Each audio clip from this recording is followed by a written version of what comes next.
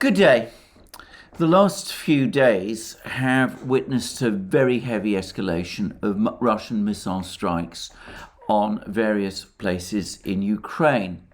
On one particular day, the Ukrainians claimed that 48 Russian missiles had been launched at Ukraine within a short period from close to the Russian city of Astrakhan, which is near the Caspian Sea. That's 48 missiles in one day. Now, some of you who've been following me for a fairly long time may recall that way back in March, we were reading stories about how Russia was on the brink of running out of missiles, and there was even a very bizarre article in the Daily Telegraph which said that Russia was almost out of missiles because all its missiles, its cruise missiles, relied on jet engines supplied by the Ukrainian Mercouris factory. Mercouris, as it happens, stopped supplying engines, aircraft engines to Russia, or indeed any other forms of equipment to Russia, way back in 2014. But there we go. Now, many of these missile attacks over the last couple of hours have been focused increasingly on the Ukrainian military concentrations around Kherson region. And there continues to be much debate and speculation as to what the purpose of this is. Is it to soften this area up prior to the Russians launching an offensive, perhaps an offensive to capture the important industrial cities of Nikopol and Kryvyi Rog, north of Kherson city, or to move west towards the important port city and former shipyard at Nikolaev, which once built aircraft carriers for the Soviet Navy, and of course beyond that to the tantalizing prize of Odessa, the great city on the Black Sea built by Catherine the Great, and which in the 19th century was the third largest city of the Russian Empire, and which remains a major cultural center and was a major cultural center during the Soviet era. Well, we don't know, but this constant missile strikes that we see being carried out by the Russians across Ukraine do, it seems to me, place some context on the HIMARS deliveries, because though the Ukrainians have carried out the odd HIMARS attack further inside Russian-controlled territory, this is in no conceivable sense comparable to the missile strikes, the sheer scale of the missile strikes that the Russians now carry out across Ukraine day after day after day. It is a relentless pounding. It hits hard Ukrainian military formations. It obliges them to disperse. It means that their ammunition depots, their armoured fleets are under constant threat. It creates huge logistical problems for Ukraine, and of course it interrupts and disables in part the Ukrainian railway system, its fuel supply system, and its military-industrial complex.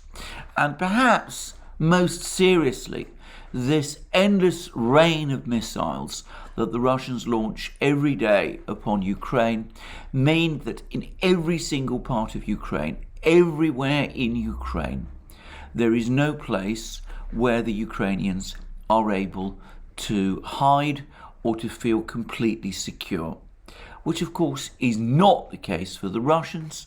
They have the vast, enormous hinterland of their country, the world's biggest country, in order to withdraw, re-equip their forces, build more machines, build more weapon systems, train more troops, organize and prepare for battle. And that is an important factor, an important difference in the war. Even if Ukraine does eventually start to use, which I predict it will, at the 300-kilometer missiles that the United States claims it's not yet supplying to Ukraine, but which I am confident it soon will supply, even if it has those missiles, well, they can reach back 300 kilometers, but they cannot penetrate deeply into Russian territory. Now, whilst I'm on the topic of the HIMARS systems, I wanted to say two things. Firstly, we now have film of what appears to be a successful Russian missile strike, destroying a HIMARS multiple launch rocket system, a HIMARS vehicle, and also simultaneously destroying a HIMARS resupply vehicle. Now, I appreciate that people are going to be skeptical about this film. It seems to my uneducated eyes, uneducated in film analysis, as a real enough film, when the Russians previously claimed that they destroyed 2 HIMARS systems. The Ukrainians denied it, and lots of people pointed out that the film that the Russian Defense Ministry produced did not appear to show, did not actually show HIMARS systems, which is a reasonable and fair point. This film clearly shows a HIMARS launch vehicle, and it's what appears to be its resupply vehicle, or at least so it seems to me.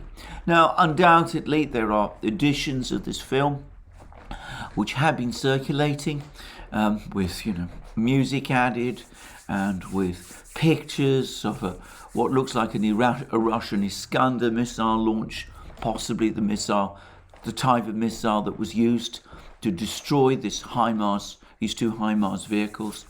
Well, no doubt the video has been spiced up a little. Perhaps, we can disregard the soundtrack, the music. We can perhaps even ignore the picture of the Iskander launch. But it does seem to me that unless I see conclusive evidence to the contrary, 1 HIMARS system at least has now been destroyed, perhaps 3, if you believe, as I'm still inclined to, the earlier Russian claims about destroying 2. And of course, there's all that internet chatter. There's no clear confirmation, decisive confirmation from the Russian government, but there's now very extensive internet chatter, much of it seemingly from reliable sources, that the Russians have been able either to capture or to buy from corrupt Ukrainian officials another one. Now, that means that Ukraine is down either 1 or 4 HIMARS missile systems. Well, I'm not going to get into a discussion about that. Perhaps even more interesting, there's now been further reports that the Russians have been able to shoot down more of these HIMARS missiles that the HIMARS system has been launching at various parts of Russian-controlled territory. So one does get a sense that the Russian military is increasingly successful in shooting down these HIMARS systems. And whilst I'm on that subject, I should say that I have received over the last 36 to 24 hours, depending on when you're watching this video, 2 extremely interesting emails, private emails. I don't feel I can yet disclose the identity of the person who sent them to me, though I would say that he's an extremely, in my opinion, extremely insightful commentator, and one who seems to have, or undoubtedly does have, a great deal of military experience. I will say more if and when this person tells me that I can. But he's made points both about the HIMARS system and about the Russian infantry situation and the question of Russian losses. Let's begin with the HIMARS system and the difficulties the Russians up to now have had intercepting its missiles. And this person has made the point, or has suggested, and he's referred to an Australian source, that one of the problems the Russians have in intercepting the HIMARS system is that the trajectory of the missiles it launches is essentially the same as that of other Ukrainian multiple rocket launch systems and rockets launched by Ukrainian multiple rocket launch systems. And that there would be no sense in the Russians using their very, very powerful S-300 and S-400 anti-aircraft and anti-missile systems to shoot down what are merely rockets, unguided rockets, and that means that the Russians don't always pick up the fact that what they may think is an unguided rocket is in fact a HIMARS missile on its way to its target. And this Australian commentator, which, as I said, I've learnt about this from this other correspondent who is British, this Australian commentator has said that there may be ways of countering this problem. It would require a software update, and that might take a long time to achieve.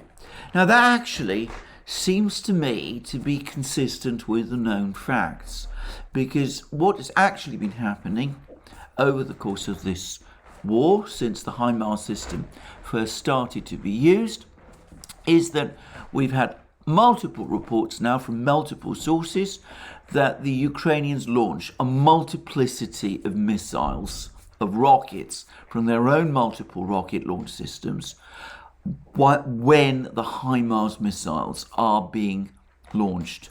And this is clearly intended to create decoys, to confuse the Russian operators, and it is also apparently being used in order to exhaust Russian air defense missiles, so that once the Russian air defense missile batteries are being reloaded, the HIMARS system can somehow pass through. And this is a tactic that the Ukrainians have undoubtedly used and which has been successful. Well, I'm going to make a few observations. Firstly, and I don't know whether either the British or the Australian commentator are aware of this, but the Russian S-300, or what is called the Russian S-300,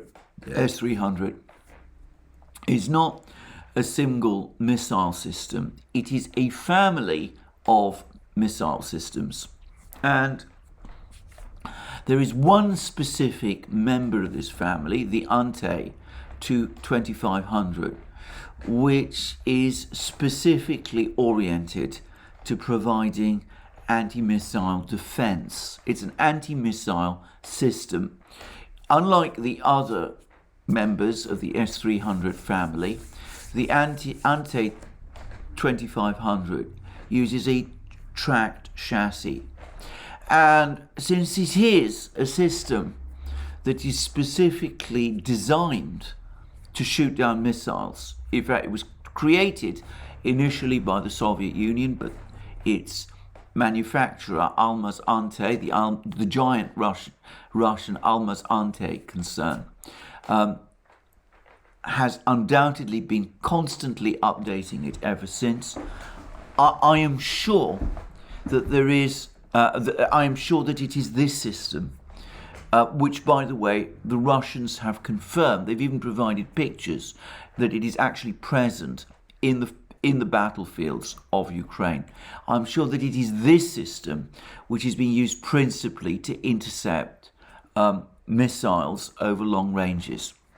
Now, given the nature of the system and given its role, I would be completely astonished if there was not a dedicated engineering group within Almaz Ante, which is constantly providing software updates for the system, that is constantly working and tracking what Western missiles can do in order to ensure that this system is kept up to date and is able to intercept the kind of missiles that the West might use.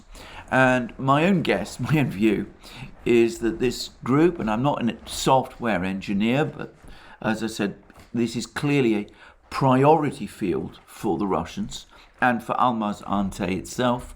I'm pretty sure that this engineering group is now getting a huge amount of data about the HIMARS Ante system. Of course, if a HIMARS has actually been captured, then it's likely that it's been provided to HIMARS Ante and is being examined by engineers there. Anyway, this software engineering group, which I'm confident must exist within HIMARS Ante, I am sure that they're working overtime to get the software updated in order to counter this system, and I'm sure that they will be successful, and in a much shorter time frame than this Australian person, this Australian commentator who first broached this topic appears to assume.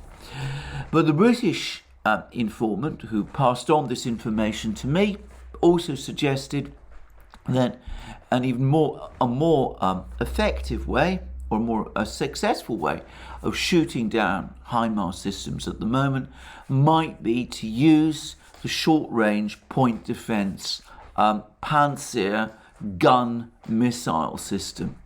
And in fact, he's more right than he actually knows, because I, who track Russian information, which is unfortunately something that keeps me up late into the night, but it's at the moment what I do, I can say that as far as I can see, most, if not all, of the HIMARS rockets that the Russians have so far shot down have actually been shot down by the Panzer point defense gun missile system.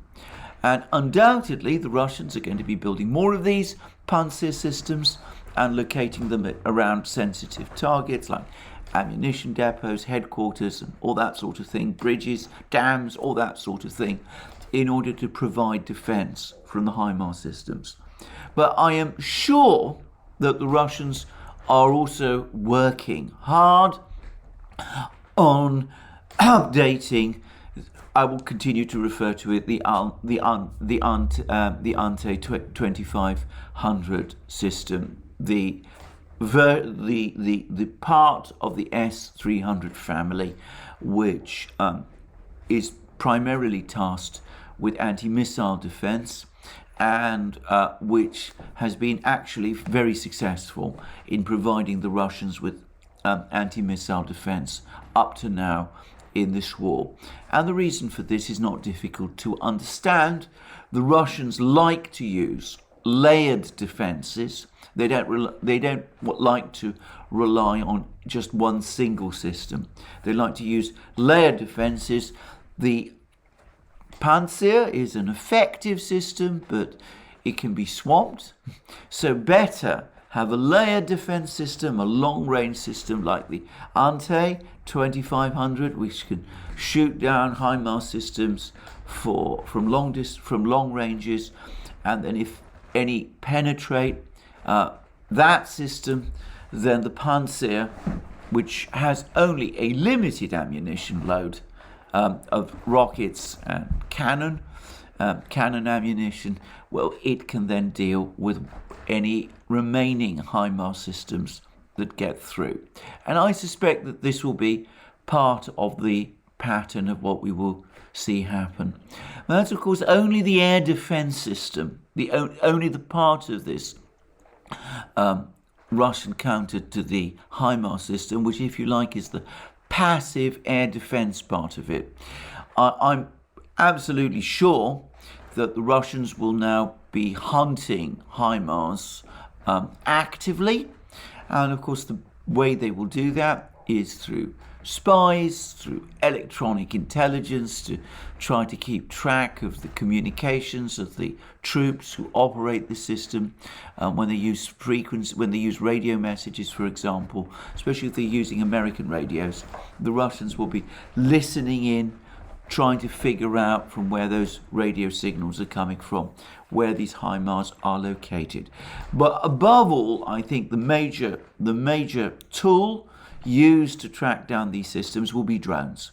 And we've seen much discussion recently about drones, stories about the Russians buying drones from Iran, which, as I said, I don't personally take very seriously. And by the way, that film that we've just seen of a HIMARS system and its accompanying relaunch vehicle being destroyed, that clearly was taken by a drone, and presumably it's a sign that the Russian drones are out there over the skies of Ukraine searching for where these HIMARS systems are. And the Russians undoubtedly will be focusing over the next few days and weeks on longer range drones like the Orion and perhaps the Altius, which they can deploy across the skies of Ukraine so that they can keep track of airspace all across Ukraine and can figure out so that they can search where these HIMARS systems are located. Now, for the record, the particular HIMARS system and its launch vehicle that the Russians claim to have destroyed was near a town which the Ukrainians called Pokrovsk, but which the Russians continue to refer to by its old Soviet name, Krasnoarmeysk, Red Army town, which is in northern Donetsk region. In other words, dangerously close to the front lines and participating in the Donbass war. It seems that the Ukrainians are not holding their HIMARS back.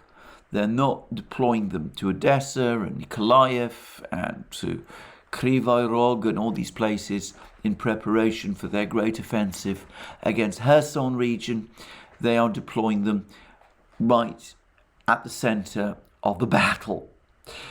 And that brings me to the second email that this person from Britain sent me, which I'm going to discuss in a moment, but perhaps this is as good a place as any to talk about what has been actually happening over the last couple of hours in the battle.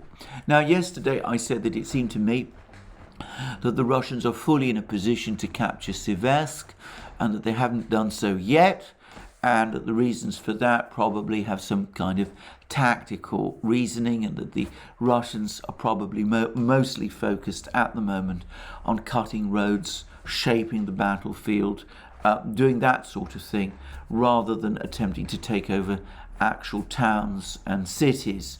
And we got more confirmation of this over the course of the last few hours. It seems that the Russians do hold a significant part of Siversk, perhaps even the greater part of it. But the overall objective, once again, is to bottle up Ukrainian troops in this area rather than to capture Siversk itself.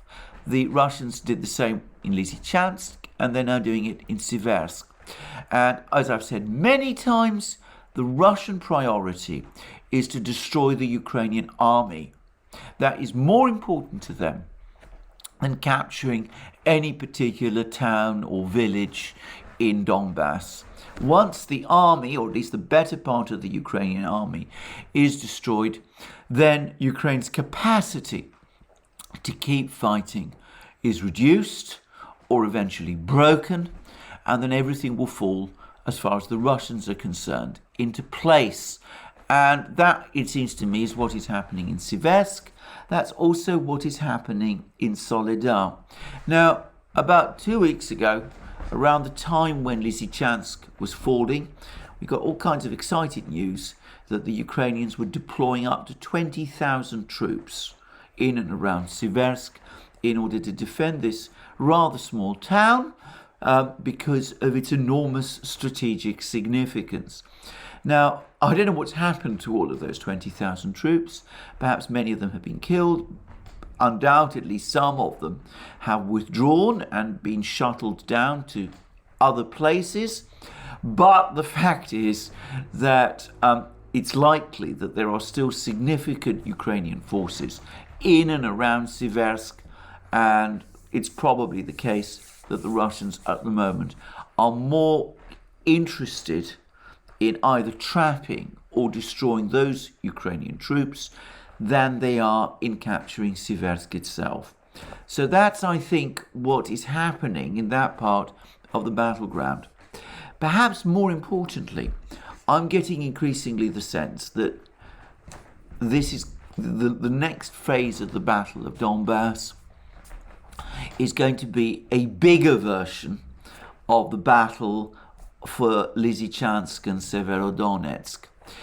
If you recall, the Russians played their usual chess game, moving in their forces, capturing settlement after settlement, town after town, breaking through Ukrainian defense lines, encircling Ukrainian troops in a cauldron or trap south of Severodonetsk, Lysychansk, in a place called Zolotoy Gorsky, the Zolotoy Gorsky area, the cauldron. And all of that formed part of the larger battle to capture Severodonetsk and Lysychansk and the surrounding area. That's a big urban and industrial agglomeration. And this began on the 19th of June, and it continued continuously without any significant cessation. And I suspect we're going to see something similar this time. So with Siversk and Bakhmut and Solidar are all captured, I don't think there will be a further operational pause.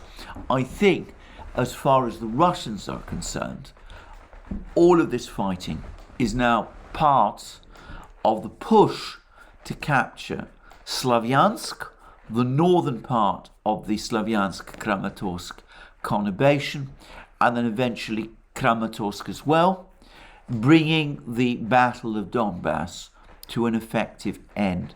In other words, we are now definitely in the last phase of the Battle of Donbass.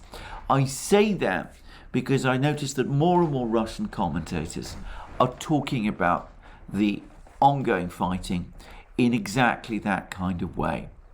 So that explains Russian moves around Siversk and Solidar and such places. Part of the reason why the Russians are maneuvering around these places instead of just marching in and taking a place like Siversk, which they could logically do, is because their objective is to destroy as many Ukrainian troops as they can, disrupt as much as possible Ukrainian supply lines, so that when the real heart of the Ukrainian defenses in Slavyansk and Kramatorsk is attacked, the forces there are unable to maintain a sustained resistance because their ammunition will have been depleted in these scattered battles. Their hopes of resupply will have gone because the major roads will have been cut, and last but not least, because the numbers of troops defending Slavyansk and Kramatorsk will have been depleted in these penny packet battles in places like Solidar and Siversk and other places. Now, this is based not on just guesswork. It's, as I said, what the Russians did successfully when they captured Severodonetsk and Lysychansk, and it seems that events around Slavyansk and ultimately Kramatorsk are now repeating themselves. And there's been a great deal of discussion and rumour about the visit of the Russian Defense Minister, General Shoigu, to this area. We learned that he met with the field commanders, the local field commanders, the Russian field commanders, Generals Surovikin and Lapin, the two generals who were responsible for the capture of the Severodonetsk-Lysychansk conurbation, were the two generals who were specifically named as part of this discussion with Shoigu, but undoubtedly other Russian generals have also participated, other field commanders who, for whatever the reason, the Russians are not yet identifying. All of these people would have discussed the situation with Shoigu. There would no doubt have been the overall Russian commander for the Battle of Donbass there, whoever he is. I'm not going to discuss that vexed topic. And undoubtedly, the operational plan for the capture of Slavyansk and Kramatorsk and for the capture of Donbass will have been ironed out and agreed over the course of the situation conferences, which no doubt would have been taking place there with the participation of the field commanders. So that's, I think, what we're now going to see. I should say that at an earlier stage of the fighting, before the fall of Severodonetsk and Lysychansk, there was a similar visit from one of the high officials from Moscow. In that case, it was General Valery Gerasimov, the chief of the Russian General Staff. I suspect, by the way, he was probably with Shoigu when all these discussions with these field commanders took place. But this seems to be the consistent pattern. The Russian Moscow sends its top people to the region. They meet with the local commanders. They agree the battle plan, and the battle plan is then implemented. And that, I think, is what we're going to see. And the focus will remain Donbass. Now, I say that there's been some reports from the British Military of Defence that the Russians have been sending troops and reinforcements to Kherson region in anticipation of Ukraine's great Kherson offensive.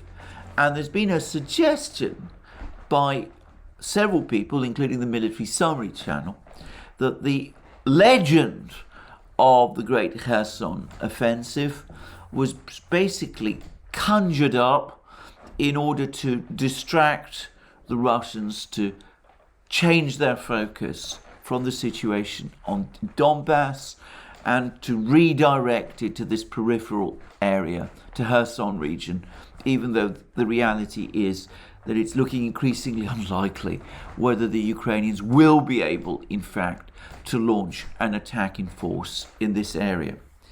In other words, that the whole story, the fable, if you like, of the Kherson offensive, it was simply a ruse in order to prolong the battle of Donbass by a few days or weeks, by drawing Russian attention away from it towards events further south. Well, that's possible, and it's the kind of thing that armies do in war, and, combatants do in war. Deception is an important part of war. But if it was the case, then I'm going to say straight away that, to my mind, it comes with a significant cost, because the Ukrainian people and the world have been hearing about the Kherson offensive for weeks, and they've been given hope that this is going to be the event that's going to turn the war round for Ukraine.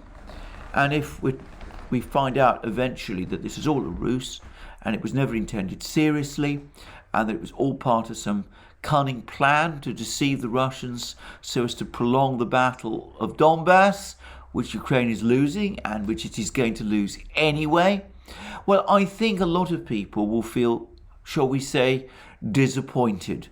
Some may feel more than disappointed. Some of them may be very angry. And I can't help but think that in some cases, perhaps if this great offensive in Kherson region does not materialize, they won't just feel angry, they may feel deceived, which would be a very bad thing for Ukraine indeed. So I still think that some sort of plan for an offensive in Kherson is still floating around. But it could be that the Ukrainians are actually having second thoughts about it. We had the Ukrainian Defense Minister Reznikov's very extraordinary statement that the million-man army he was talking about was all based on a misunderstanding caused by his poor grasp of English. What I discussed in my previous video. But there's also been something else which suggests that the Ukrainians are now having second thoughts about the offensive in Kherson region, and that Zelensky, or at least the officials around him, are now very angry about the fact that that offensive has probably had to be called off, and that they're now looking for scapegoats. And that is that The Guardian has been reporting a mass dismissal of Ukrainian officials who are blamed for the fall of Kherson region early in the war. These people include some pretty senior people. Some of them have been accused of outright treason with the Russians, and one of the main intelligence chiefs in Ukraine has apparently been sacked because of his failures to predict or understand what was happening in Kherson region. Now, I'm not going to debate in this program whether or not that is right or wrong.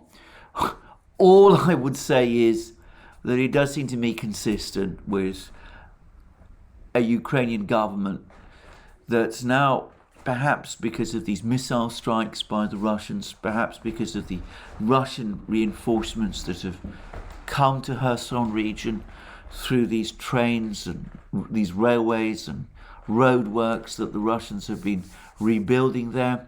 Maybe this is the Ukrainian government lashing out at those who were responsible for the fall of Kherson region in the first place. Speculation, obviously. I don't want to say that that is necessarily the case, but it does seem curious timing to go after these people ahead of an actual offensive about which the Ukrainians feel optimistic about. Anyway, that's, it seems to me, where we are on the battlefields. Shoigu coming, inspecting the forces, having discussions with field commanders. The Russians, in the meantime, shaping the battlefield in Donbass, and probably the operational plan for the capture of Slavyansk and Kramatorsk and the conclusion of the Battle of Donbass being brought to an end. And the Russians starting to react to the HIMARS system, almost certainly destroying one, perhaps gaining possession of another, perfecting their air defense system in order to counter it. Now, this British commentator that I talked about did bring up another issue in another email, and he made the point that the Russians are not, in fact, using conscripts, Russian conscripts, in this war, in this battle. But he also made the point that the number of conscripts that would be expected to accompany the regular forces that the Russians have, the professional soldiers that the Russians have deployed in Ukraine, that the actual number of conscripts that would, in a normal kind of war situation, to the extent that any war is normal, have matched, would, according to the Russian military system, be accompanying the professional soldiers into this battle, would have been around 110,000, which almost exactly matches the number of conscript troops and troops from the sort of Rosgvardia organization in Russia and the various national battalions in Russia, the Chechens, the Buryats and all those.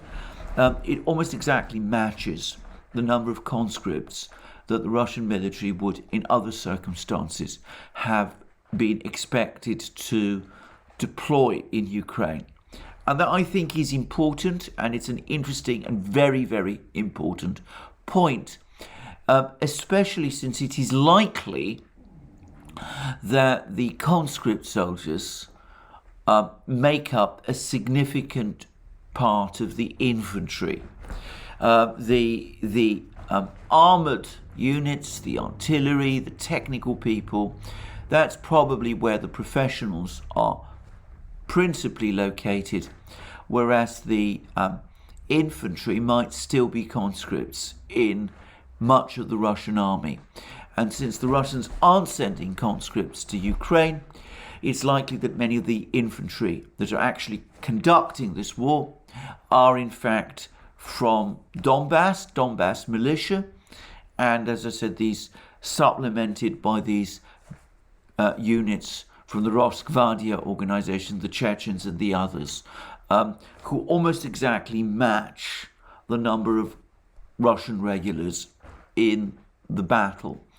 And this British person also suggested that a disproportionate number of the casualties that the Russian side has suffered in this war are quite likely members of the Donbass militia. Now, that actually corresponds very closely with what the Russians again have been saying about the situation in the conflict zone. It's impressive that this British commentator, this correspondent of mine, apparently has been able to figure that out without going through the situation reports in huge detail. I was not aware that the troop levels, the number of conscripts and the number of militia match so closely. But it is the case, as I've discussed in earlier videos, that much of the heavy lifting in the actual fighting is being done by the Donbass militia. Where I'm afraid I diverge from this British commentator, this correspondent of mine, is that he appears to think that the militia may be suffering losses on the kind of scale that the Ukrainians are attributing to the Russians. The Ukrainians say that the Russians have suffered up to 50,000 casualties, dead, severely wounded. I have to say, I think this is a figure largely plucked from the air. I don't know how the Ukrainians are in any sort of position to calculate those kind of losses with any degree of certainty. I think we should put all claims that the Ukrainians are making about losses on the Russian and Allied side to one side, because I don't think Ukrainian figures are at all reliable, and they're not consistent with the information that we're getting from third-party sources, for example, from the BBC's own surveys of the number of burials that have been taking place across Russia, which suggests that the actual numbers of people who are dying on the Russian side in this war is far lower. Another reason why we should be skeptical is, of course, that the Russians are continuing to advance. If one assumes that the militia accounts for a very significant part of the armed forces that the Russians are deploying in this battle, which I think we can, and if they were suffering the sort of losses that the Ukrainians say, then it's difficult to understand how the Russians are able to maintain their offensive, barring much bigger reinforcements from within Russia. So I think that there's no reason to accept these Ukrainian figures. They don't have the information gathering capabilities that the Russians do. They don't have the ability, for example, it's become very clear that they don't have the ability to track Russian communications. The Russians have a very secure communication system. They don't have the ability to gather drone footage to anything like the level of sophistication that the Russians have, and it's unlikely that they have the kind of human intelligence gathering mechanisms across Russia that the Russians undoubtedly do have in Ukraine. So we should take Russian claims about Ukrainian casualties with a heavy pinch of salt. I don't personally pay any attention at all to Ukrainian claims. Anyway, that's all I'm going to say about the military situation. Now, we've had, in the meantime, President Biden's trip to Saudi Arabia. And there's been much criticism and derision about what President Biden achieved over the course of this visit. There's claims that he told off the Saudi Crown Prince Mohammed bin Salman over the Khashoggi murder. The Saudis have denied it. But there's been a lot of confusion about whether or not the Saudis committed themselves to increasing oil production. I've been reading all the various Saudi statements. I don't think they gave any such commitment. They seem to have said that their capacity for oil, to produce oil, their absolute maximum capacity is 13 million barrels a day. They didn't say, though, that they're going to produce oil at that level. They only said that they would produce oil, increase oil production, at least this is my understanding, if there were actual shortages of oil across markets. In other words, if there simply wasn't enough oil getting through where it was needed. That doesn't seem to be the case at the moment. Oil is finding its way to customers. Nobody has so far been unable to find oil, provided they are prepared to pay the right price. And the Saudis don't seem to be willing to increase oil production in any other circumstance.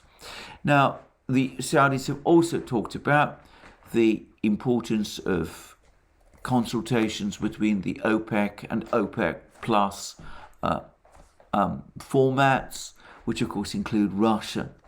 So the current OPEC plus agreement ends at the end of this year.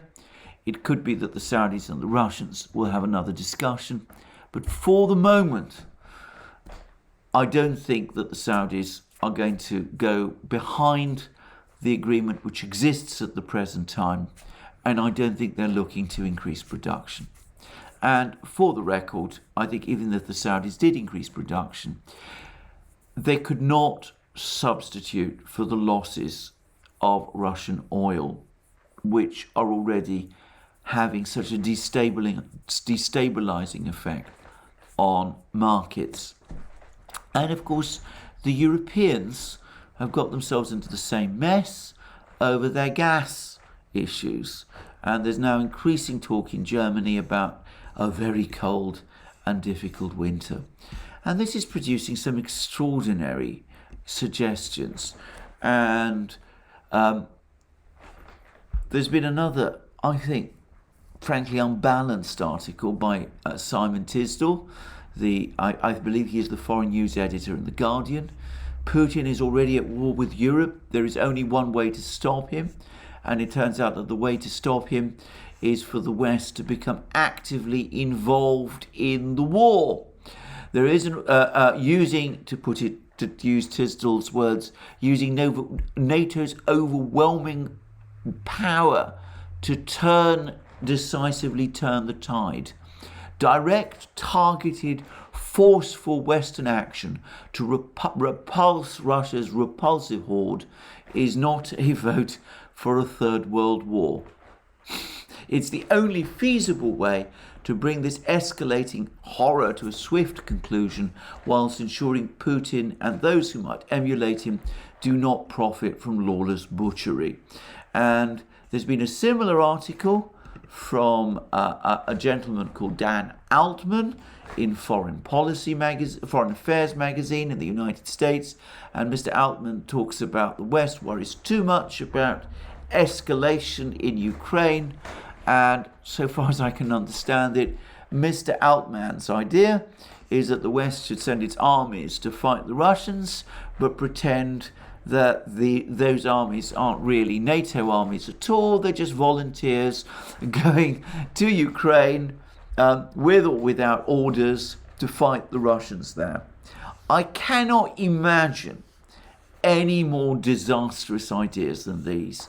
The fact that people are coming up with these reckless plans, which are bound to attract Russian retaliation, shows how desperate things are becoming.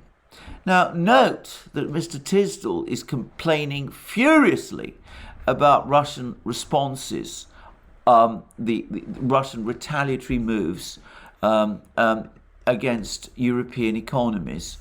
And he begins by saying that Putin has weaponized food, energy, and refugees, spreading economic and political pain across the West. Sanctions don't work. A land for peace deal would be a disaster. Only the military route remains. And Vladimir Putin's war on Europe's edge is rapidly rolling westwards, blasting its way through the front doors of homes, businesses and workplaces from Berlin to Birmingham. Now, all I can say about that is that Mr. Tisdall seems oblivious to the fact that the reason we are in this enormous economic crisis in Europe is because we launched a sanctions war against Russia. And the Russians have perhaps begun retaliating by playing with the gas. But, of course, it was Europe that decided to dispense with Russian oil, dispense with Russian coal, and which has played fast and loose over gas supplies, talking as if gas supplies might eventually be ended. Now, all of that was done, presumably on the assumption that the Russians would never retaliate. And Mr. Tisdall and people like Mr. Altman seem astonished and furious that the Russians are indeed retaliating and making the situation in Europe worse than they apparently or presumably imagined it could ever become. Why do they think, if they are so horrified by the effect of Russian retaliation, which has barely begun in the economic war of attrition that's been waged against Russia, why do they imagine that if the West escalates militarily against Russia in the way that they suggest, that Russia won't retaliate in kind against the West? I'm not going to speculate on the kind of things that the Russians might do. That would be completely irresponsible, in my opinion. But one can easily see how they could take measures which of a military nature, which would be very, very difficult for the West, and which might stop short of using nuclear weapons. Why risk that? Why not do that which Mr. Tisdall and Mr. Altman so categorically reject, which is seek a negotiated peace? Surely that is the right way, rather than come up with these reckless proposals for military escalation, which, to be frank, make my blood run cold. Now, I've seen many people suggest that some kind of conflict is now inevitable because the neocons, as I often say, have no reverse gear, which is true. But are we really going to be pulled along for this ride? Isn't it now time for someone to say stop? Well, we shall see. There's a government crisis in Italy. Mr. Draghi now faces a no-confidence vote next Wednesday. It's looking increasingly unlikely that he will survive. Perhaps it's time that people started to think more realistically about this whole situation. Thank you for joining me for this program today. Remember, Alex Christoforou is restricted from providing content on YouTube. So at the moment, you'll only find me on the Duran, and you won't find Alex publishing his own content on his own channel, at least on YouTube. But Alex remains full of energy. He is still providing his content on our other platforms, where you can find all of our content. And go particularly think of our locals channel, where you'll find all the content that we produce. We're also active on Rumble, on ODYSEE, on SuperU, and on other places. Our Telegram channel, for example, as well. And you can also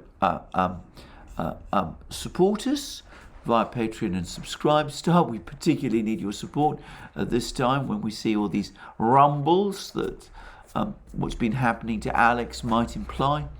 And of course, you can come to our shop and buy the great things that you will find there. Our magic mugs, our hoodies, our hats, our t-shirts, our sweatshirts, all these great things.